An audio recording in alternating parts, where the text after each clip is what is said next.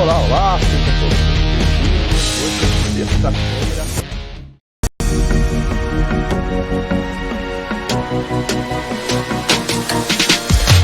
BMC News, informação que gera valor. Dólar DX estourando para cima hoje, muito provavelmente ele é o grande vilão hoje para essas commodities estarem trabalhando no vermelho. Ontem nós tivemos alguns dados divulgados pela USDA de vendas semanais e foram dados bem fracos, realmente. Veio em linha com o que o mercado esperava, mas foram dados bem fracos de vendas lá, mostrando que a demanda está bem retraída ainda. O que acaba dando um suporte para os preços, principalmente para o milho e para o trigo, é a escalada das tensões do conflito lá no leste europeu. E hoje é o referendo que a Rússia vai fazer em 4 regiões da Ucrânia, lá Lugansk, Donetsk, Kharkiv e a outra, me fugiu o nome agora, Zaporizhzhia, eu acho que sobre anexar esse território que está ocupado por tropas russas à Rússia. Então, hoje é um dia bem tenso no mercado, se ele vai fazer esse referendo mesmo, se a população vai aceitar ser anexada, incorporada ao território russo, mas particularmente eu acho pouco provável que a Rússia não vença esse referendo se ela vier a fazer. Afinal de contas, são soldados russos que estão nesses territórios, são eles que estão coordenando essa votação, então eu acho que a chance dele ganhar é realmente bem grande. E qual será a postura, se ela vai anexar, e qual será a postura dos outros países se houver essa tentativa de anexar o território? Então, muita incerteza a partir de hoje com relação aos desdobramentos agora do conflito por lá. Então, eu acredito que esse talvez seja o principal fator que está levando o dólar DX, que é o dólar contra a cesta de moedas, a subir quase 1% no dia. Ele chega a 112 pontos. Então, deixa eu colocar num gráfico semanal, e nós vamos puxar aqui, nós vamos ver que essas cotações aqui, elas estão em máximas aqui desde 2001. Então, só em 2001, nesse período aqui de 2099 a 2001, que ela chegou nesses patamares. Então, você vê há 20 e quantos anos? 22 anos, praticamente a maior cotação do dólar DX no mercado. E isso acaba deixando caro as commodities para compras e acaba levando também capital especulativo para o dólar. Na verdade, é esse movimento que acontece. Capital especulativo sai de renda variável, já que são ativos de risco, e passam a ir para a moeda norte-americana, que é mais segura. Então, esse movimento de hoje tem derrubado as commodities no mercado internacional. Começando pelo petróleo, o petróleo que subiu bem ontem, ele fechou uma leve alta ontem, mas ele chegou a subir 3% ao longo do dia, porque a China anunciou que está se preparando para fazer mais compras agora no retorno das operações das refinarias. Então, sazonalmente, a gente sai daquele período de baixa no segundo semestre, que atinge esse fundo no meio de setembro, e no final de setembro começa o movimento de alta, porque começa tanto a peak season do transporte internacional, já que começam a acontecer as compras agora para o Black Friday e para o Natal. Então, daqui uma semana nós temos aquele feriado na China chamado Golden Week, que é onde há maior circulação de pessoas, muitas compras acontecem, e após isso é o mercado, a atividade industrial na China voltando com tudo. Isso no ano normal. Esse ano a gente está com queda na atividade industrial, problemas financeiros em várias empresas por lá, inflação comendo solta por lá, acaba limitando a atividade industrial da China. Mas em anos normais, este seria o movimento. Então, ontem, a própria China anunciou que as refinarias voltarão a produzir derivados do petróleo e isso acabou puxando as cotações. Hoje o cenário já mudou, como eu disse. Esse fator aqui do dólar DX, ele é um componente extremamente importante para o movimento das commodities, e esses temores de recessão, de baixo crescimento econômico e agora uma escalada nas tensões do leste europeu fizeram o petróleo voltar para $80 o barril, caindo 3,31%. Isso vai acabar favorecendo o PPI aqui no Brasil, que é o preço de paridade de importação da gasolina. Então, a gente pode ter já indícios para uma nova redução da gasolina. Essa semana, o governo ele já fez a redução do diesel, né? Já era esperado, amplamente esperado pelo mercado, uma redução do diesel, porque ele estava muito defasado. Foi feita uma correção pequena. Ontem foi anunciada uma redução no GLP, o gás liquefeito de petróleo, que é o gás de cozinha também na refinaria, e agora o mercado aguarda ou esperava uma redução no preço da gasolina. Porém, hoje nós vemos aqui que ele está basicamente even. Hoje, dia 22, não saiu. Esse é o de ontem, o dado de ontem não saiu de hoje ainda, mas o da gasolina estaria even, ou seja, não pediria um aumento, uma redução, nem um aumento, então poderia manter os preços nos patamares atuais. Mas isso que já baixou bastante mesmo, você já encontra o combustível aí abaixo de R$ 5 em algumas regiões. O óleo diesel, segundo ontem, estava ainda com uma defasagem, poderia reduzir o preço em 15 centavos. Mas hoje, dependendo do movimento do câmbio, o problema é que com o DX subindo nesse patamar, a tendência seria que a nossa taxa de câmbio também subisse. Esse seria o movimento normal, porque sairiam dólares do país com maior risco indo para o país com menor risco. Mas a nossa taxa de câmbio ela tem trabalhado um pouco descolada no cenário internacional. Então nós já vimos antes de ontem, por exemplo, ontem mesmo, o dólar indo para 111 pontos e o nosso dólar aqui no Brasil, na B3, reduzindo o preço. Ontem ele fechou em R$ 5,11. Então, o movimento normal seria saída de país mais arriscado para país menos arriscado, no caso, o dólar norte-americano, então o nosso dólar teria que subir.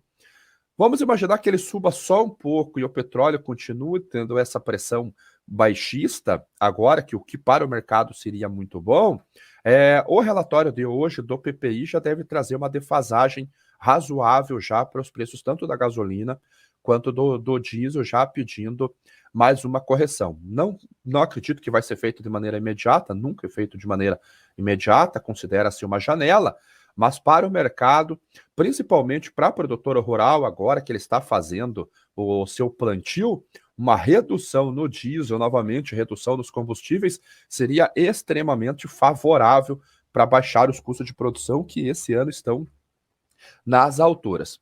Junto com o petróleo, nós vemos que todas as outras commodities também estão caindo.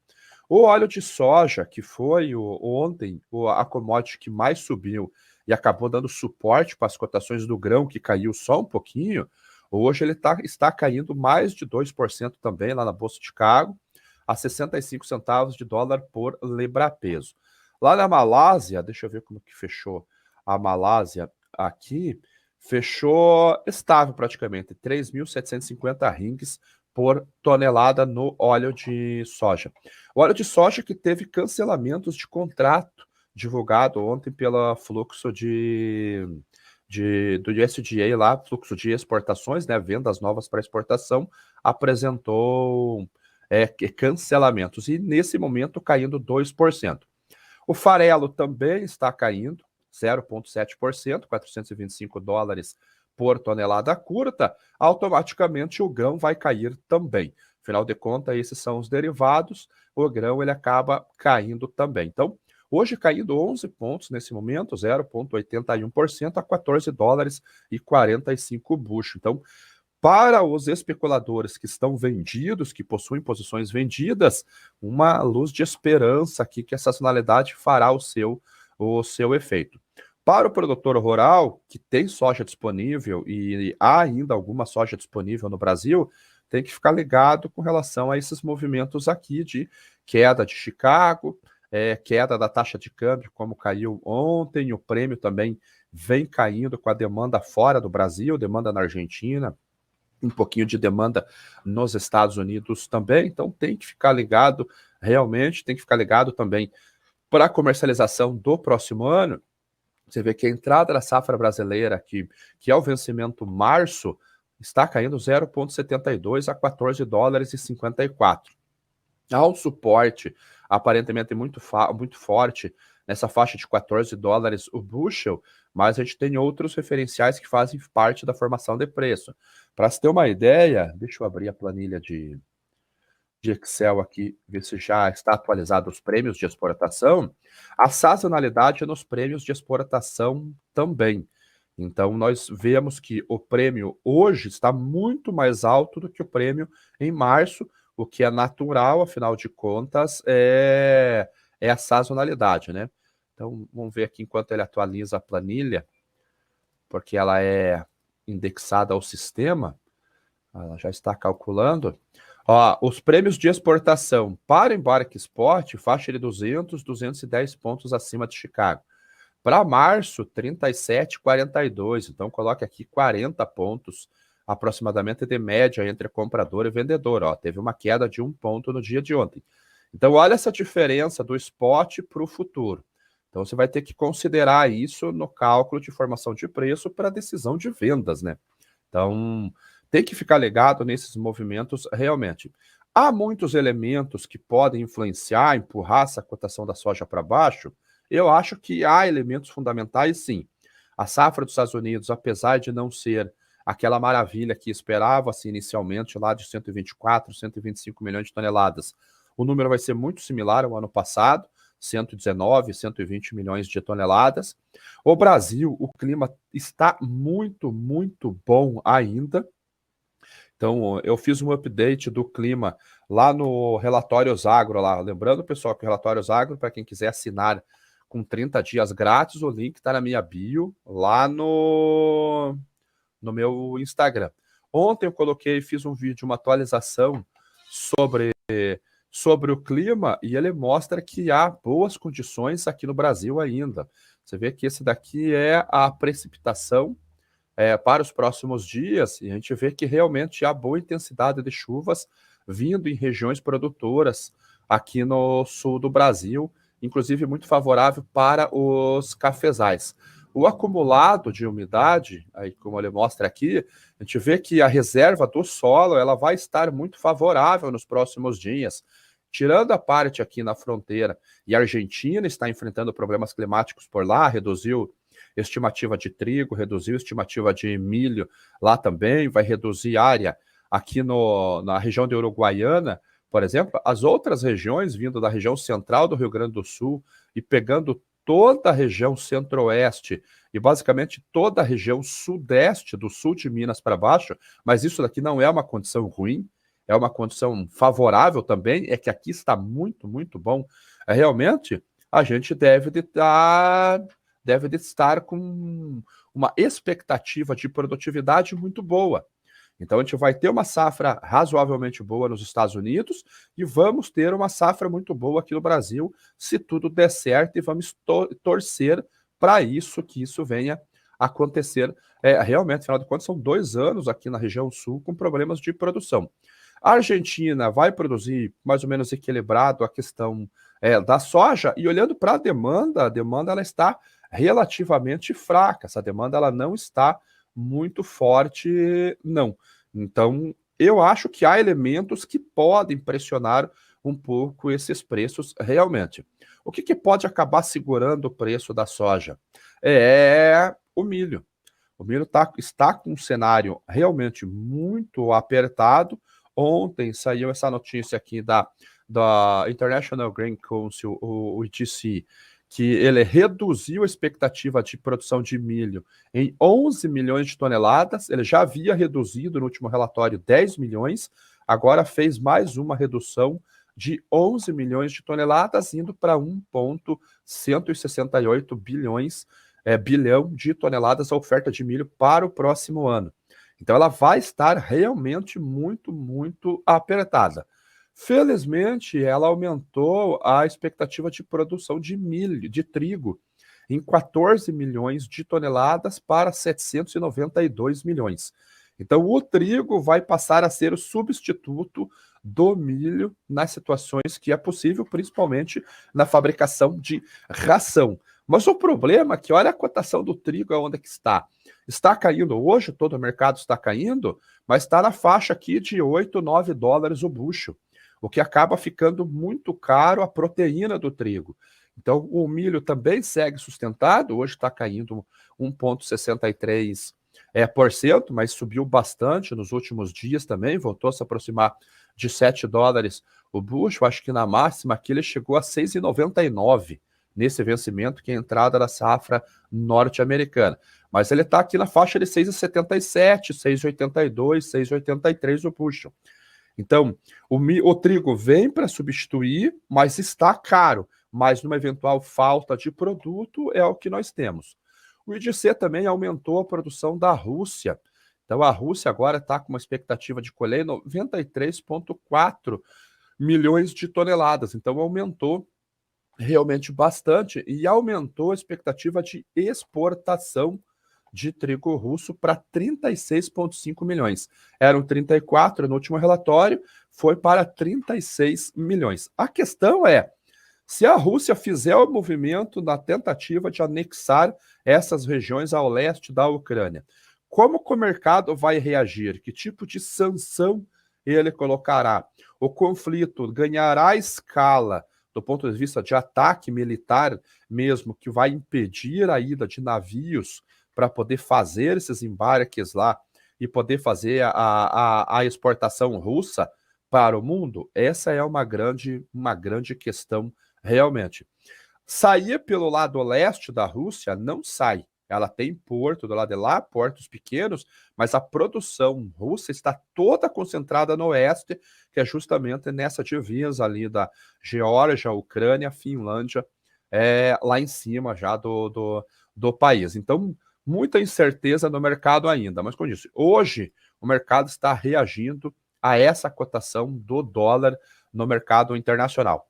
Vendas lá dos Estados Unidos, como eu disse, fraca para ambos as commodities, está postado aqui no nosso Discord. Você vê que o mercado esperava para o trigo entre 200 e 500 mil, veio 183, para o milho 182, para a soja 446. Então, números bem fracos realmente de vendas lá nos Estados Unidos. Parte disso a gente sabe que o milho está com uma demanda muito fraca, o trigo, as compras chinesas principalmente estão concentradas na Rússia, então ela não vai comprar em outro lugar, porque por enquanto o trigo russo é o mais barato, e soja, as compras estão concentradas na Argentina, porque há o benefício do governo ainda com relação à paridade da moeda.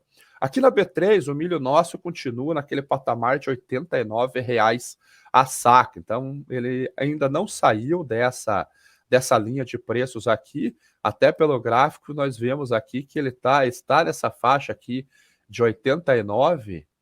Nossa, há bastante tempo aqui. Vamos ver, desde o finalzinho do mês de agosto. Então, há mais de um mês que o milho fica nessa faixa de R$ 89,00 a saca aqui. Ontem nós estávamos fazendo alguns cálculos para alguns clientes nossos e nós sempre usamos o basis histórico como um referencial de comercialização. Isso faz parte das estratégias comerciais. Esse ano, se nós formos usar o basis histórico, ele não vai dar venda em momento nenhum. Por quê? Porque todos os indicativos de compra estão abaixo do que o basis histórico colocaria. Mas tem um fator aqui que é o frete. O frete doméstico aqui no Brasil está extremamente caro, muito, muito, muito caro ainda. O diesel teve essa redução aqui agora nessa semana, mas não vai trazer um efeito muito significativo para o valor do frete. Então, se for avaliar só a média de bases dos últimos 5 anos, ninguém vai vender, a não ser naquelas regiões que as tradings tenham que fazer cobertura de posição vendida, aí eles aumentam o indicativo de compra porque ele tem que honrar contrato. Mas do contrário, a gente vai ter R$ 3-4 reais por saca a menos, tanto na soja quanto no milho, devido ao custo de frete. Então, ficar ligado nessa questão ali, realmente prestar atenção na questão do basis, questão de frete no mercado doméstico, questão de taxa de câmbio também. Como nós temos aquele cabo de guerra que nós comentamos, não sei se foi ontem ou antes de ontem, o preço de paridade de exportação atuando como um piso e a oferta do safrinha, os estoques aqui atuando como teto, o preço não sai do lugar e fica nesse 89. Mas em algum momento ele vai ter que tomar uma decisão. Até olhando tecnicamente, a gente vê que ele está estreitando, está fazendo uma acumulação. Vamos ver se eu consigo colocar bandas de Bollinger aqui. A gente vai ver. Não, ainda não está mostrando esse movimento aqui. Ah, mas eu estou no semanal. Vamos ver no diário. Diário contínuo.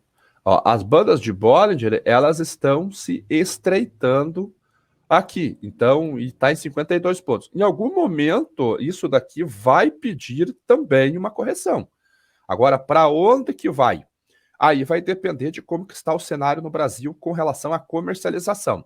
Safrinha encerrou já a colheita, basicamente, como eu disse, é um ou outro estado lá no Mato Piba, ou seja, no nordeste do Brasil, que tem o milho um pouquinho mais tarde, o milho do tarde que nós falamos. Então, tem alguns trabalhos que estão sendo realizados por lá, mas as outras regiões, centro-oeste, sudeste, já encerrou a colheita do milho. Então, essa oferta já chegou no mercado e veio uma oferta muito, muito generosa. Eu acredito que a gente deva ter números ali próximo a 90 milhões de toneladas de produção. Talvez 88, alguma coisa nesse sentido, mas a produção veio muito, muito boa. A comercialização está forte para exportação.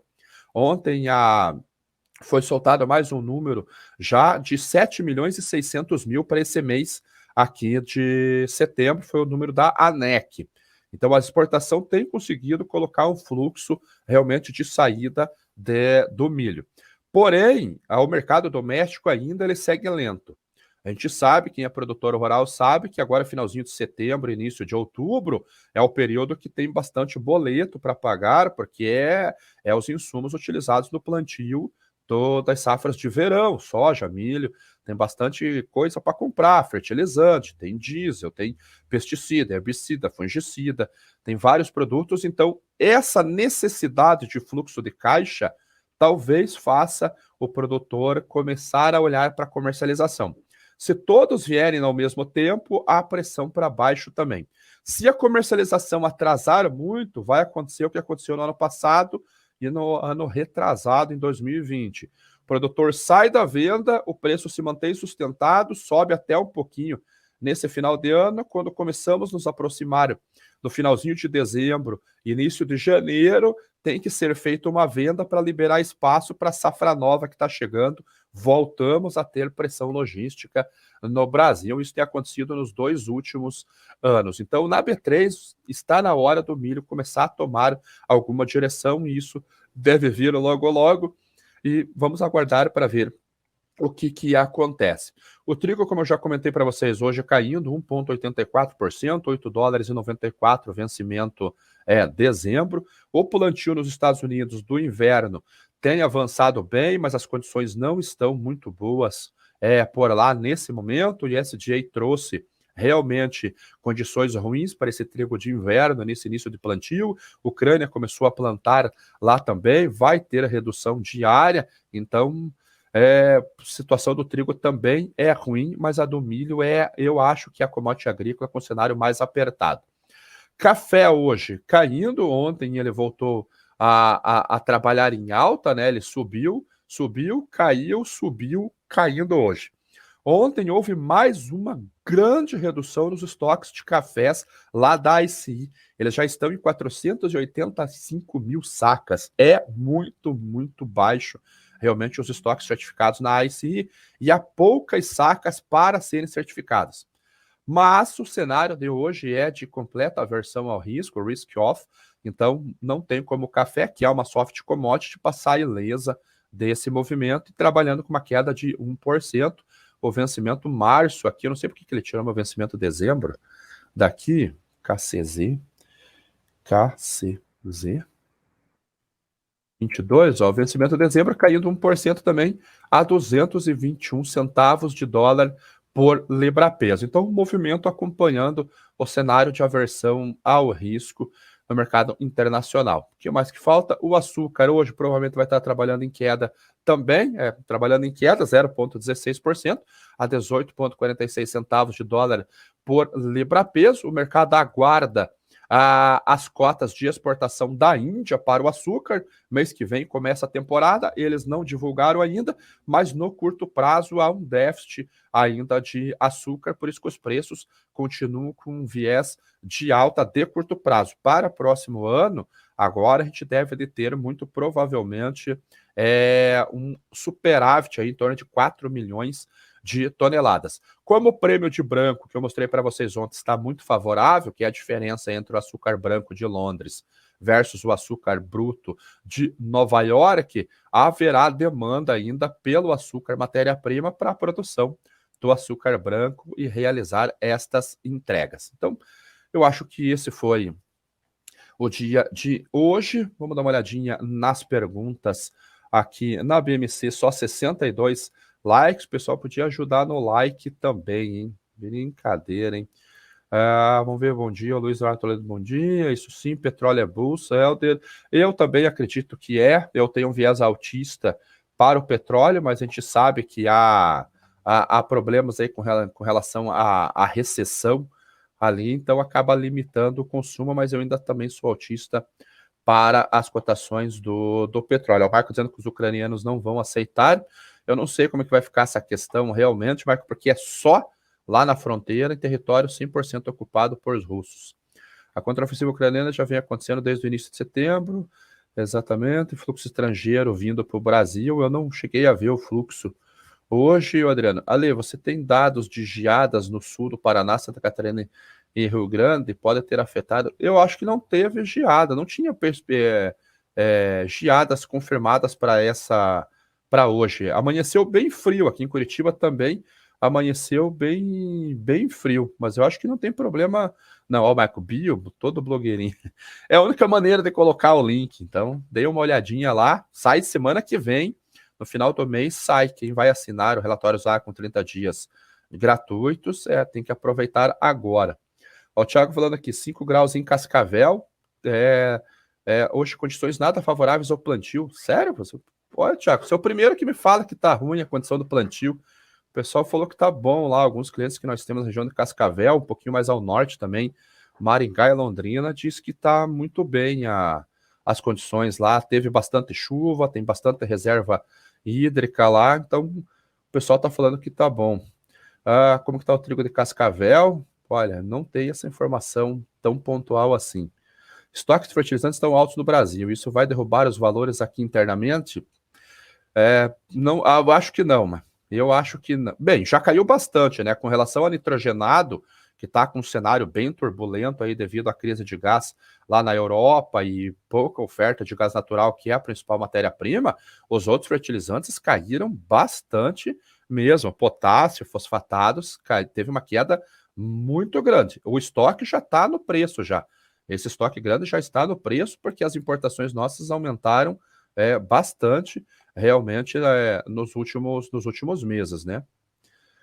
Tá querendo romper a LTB, quem tem Ciro está bem para o fim do ano, bom dia, petróleo em baixa, puxa preço da soja, milho para baixo, sim, isso foi o que nós mostramos no início do programa, então, o problema é o frio, mas o frio já vai embora, tia. O frio já vai embora, já.